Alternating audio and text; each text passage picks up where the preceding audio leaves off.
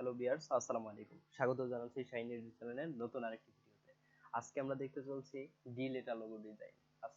কিভাবে আপনি খুব সহজে একটা ডি লেটার লোগো ডিজাইন করবেন, ডি ক্যারেক্টারের মাধ্যমে একটা লোগো ডিজাইন করবেন, সেটা আজকে এই ভিডিওতে দেব। আপনি যদি প্রথম থেকে শেষ পর্যন্ত দেখতে থাকেন তাহলে এই লোগোটা আপনি খুব সহজেই ডিজাইন করতে পারবেন।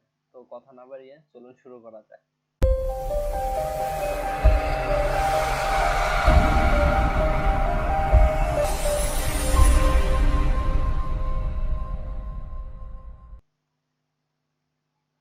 এইটাকে আগে অন্দরমহলে নিয়ে যাই। আপনি লোগো ডিজাইনের ক্ষেত্রে যে কোনো আর্টবোর্ড নিয়ে কাজ করতে পারেন, তবে স্কোয়ার শেপের আর্টবোর্ড নিয়ে, যেমন হাইট ওয়েট সমান 500 500 বা 1000 1000 বা 2000 2000, আপনি এরকম একটা আর্টবোর্ড নিয়ে কাজ করতে পারেন। তো লোগোটা ডিজাইন করার জন্য আগে প্রথম টাইপ টুলটা নিয়ে ডি লেটারটা লিখে আপনার পছন্দ অনুযায়ী যে কোনো একটা নিতে পারেন, ফন্ট নিতে পারেন। তো যে ফন্টটা মূলত আপনার কাছে ভালো লাগবে আমি বলবো সেই ফন্টটা নিয়ে কাজ করেন।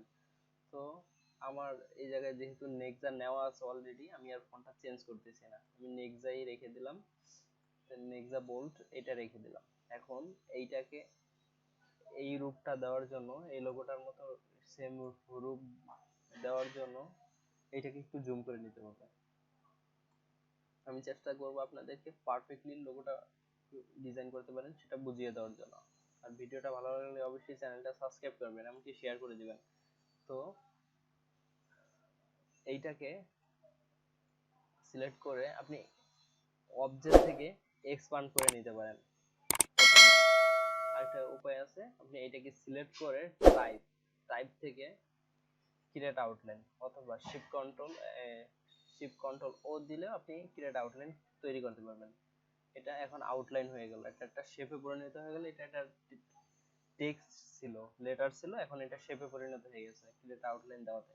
এখন আপনি পেন টুলটা নেবেন, পেন টুলটা নিয়ে এখানে একটা ক্লিক করবেন, ঠিক লেটারের কর্নারটা যে জায়গায় শো করতেছে, লেটারের কর্নারে একটা ক্লিক করে ঠিক সোজাসুজি উপরে নেবেন, নিয়ে এখানে ঠিক এখানটাতে একটা ক্লিক করে একটু ড্র্যাগ করে দিবেন।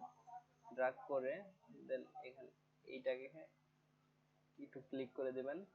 ক্লিক করে ঠিক এই জায়গাটা একটা ক্লিক করবেন, ক্লিক করে আরেকটু ড্র্যাগ করে দিবেন। ড্র্যাগ করে এখানে একটা ক্লিক করে স্টার্টিং পয়েন্টে মিলিয়ে দিবেন। দেন এখানে আমি যদি এটা হোয়াইট কালার দিয়ে যাই, আউটপুটটা কেমন দেখাবে আমি আগেই দেখতে পাচ্ছি। তো এটাকে ডিলিট করব। এটাকে ডিলিট করার জন্য এই শেপটাকে, যেটা এইমাত্র পেন টুল দিয়ে আর্ট করলাম, এটাকে সিলেক্ট করে তারপর লেটারটাকে শিফট চেপে এটাকে ক্লিক করব। ক্লিক করে এটা আমার পুরোটা সিলেক্ট হয়ে গেছে। সিলেক্ট হওয়ার পরে এখন প্যাথ ফাইন্ডারের মাধ্যমে আমরা মাইনাস করে দেব। এখন আপনি উইন্ডো থেকে প্যাথ ফাইন্ডার নিয়ে আসতে পারেন। এখানে এই যে প্যাথ ফাইন্ডার টিক মার্কটা তুলে দিলে কিন্তু আমাদের এখান থেকে চলে যাবে, আর টিকটা মার্কটা দিয়ে দিলে এখানে ফিরে আসবে। তো আপনি এইটাকে আমি আবার সিলেক্ট করে নেই, এখানে এটা সিলেক্ট করে শিফট চেপে এটাকে সিলেক্ট করে নিলাম। সিলেক্ট করে এখন এ মাইনাস দিয়ে দিলাম। দেখেন আমার ওই অংশটুকু চলে গেছে, যেটাকে এটা কিন্তু এখন ফাঁকা। আমি এটাকে কিভাবে এটা এই দেখেন, এই যে এই জায়গাটা ফাঁকা। তো আমি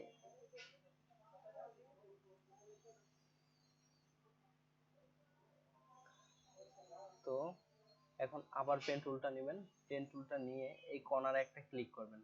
কর্নারে একটা ক্লিক করে ঠিক এখানটা একটা ক্লিক করবেন, ঠিক এখানটা একটা ক্লিক করবেন। একটু মানে যেই আপনার লেটারটা যেখানে শেষ হয়েছে তার একটু সামনে নিয়ে ক্লিক করবেন। ড্র্যাগ করে আপনার এগুলো মিলিয়ে দিতে হবে। যে এই যে কর্নারগুলো আছে আপনারা যে দেখতে পাচ্ছেন, যেমন এই কর্নারগুলো যেখানে কেটে গেছে লেটারটা, ঠিক কর্নারগুলো যেন এই শেপটার ভিতরে চলে আসে, কর্নারগুলো যে বের হয়ে না থাকে। তো এখানে ড্র্যাগ করে আমি ছেড়ে দেব। ছেড়ে দেওয়ার পরে এখানে একটা ক্লিক করব, ক্লিক করে এই জায়গাটা একটা ক্লিক করব। ক্লিক করে ড্র্যাগ করব, মাউস ড্র্যাগ ক্লিক করে মাউস ড্র্যাগ করব, ড্র্যাগ করে ছেড়ে দেব, ছেড়ে দিয়ে এখানে একটা ক্লিক করে স্টার্টিং পয়েন্টে মিলিয়ে দেব। মিলিয়ে দেওয়ার পরে দেন এইটাকে, এখন এটা কিন্তু আলাদা একটা শেপ, এটাকে শিফট চেপে ডি লেটারটাকে ক্লিক করে একত্র ফুল ইয়েটা সিলেক্ট করে নিলাম, নিয়ে প্যাথ ফাইন্ডারে গিয়ে ইউনিট করে দেব, ইউনিটকে ক্লিক করে দিলাম। এখন যে আলাদা অংশটা আছে এটা কিন্তু একত্র হয়ে গেছে, এখন এটাকে আনগ্রুপ করে নিতে হবে। প্যাথ ফাইন্ডারে আপনি যে কোনো কাজ করেন না কেন, আর রেজাল্টটা যখন বের হয় তখন এটা গ্রুপ হয়ে যায়, অটোমেটিক গ্রুপ হয়ে যায়। আনগ্রুপ করে নিলাম, নিয়ে এখন এইটাকে যদি আমি একটু সরিয়ে দেই, দেখেন আলাদা আলাদা হয়ে গেছে। এটা কিন্তু একটা শেপ হয়ে গেছে, এটা কিন্তু আলাদা থাকার কথা ছিল কিন্তু একটা শেপ হয়ে গেছে। কেন? আমরা ইউনাইটেড করে দিছি, ইউনাইট করে দিছি, ঠিক আছে, এই জন্য একটা একত্র হয়ে গেছে। তো আমি আগের স্থানে নিয়ে আসি, এখন কালার করে দেব আলাদা আলাদা প্রতিটা অংশ আছে। গ্রেডিয়েন্ট থেকে আমি গ্রেডিয়েন্ট অ্যাপ্লাই করলাম, অ্যাপ্লাই করে দেন এখানটায়ও আমি এইটাকে নিয়ে এটাকে অ্যাপ্লাই করে দিলাম, দিয়ে এবার আমি কাস্টম এটাকে এইভাবে টেনে গ্রেডিয়েন্ট থেকে টেনে ইয়ে করে দিতে পারি। লোগোটা আমার আউটপুট বের হয়ে গেল। তো এই ছিল আজকের টিউটোরিয়াল। যদি ভিডিওটা ভালো লাগে অবশ্যই চ্যানেলটা সাবস্ক্রাইব করবেন, বেল আইকনটা প্রেস করে দিবেন, আপনার মূল্যবান মতামত জানাতে ভুলবেন না। ধন্যবাদ সবাইকে, ভালো থাকবেন।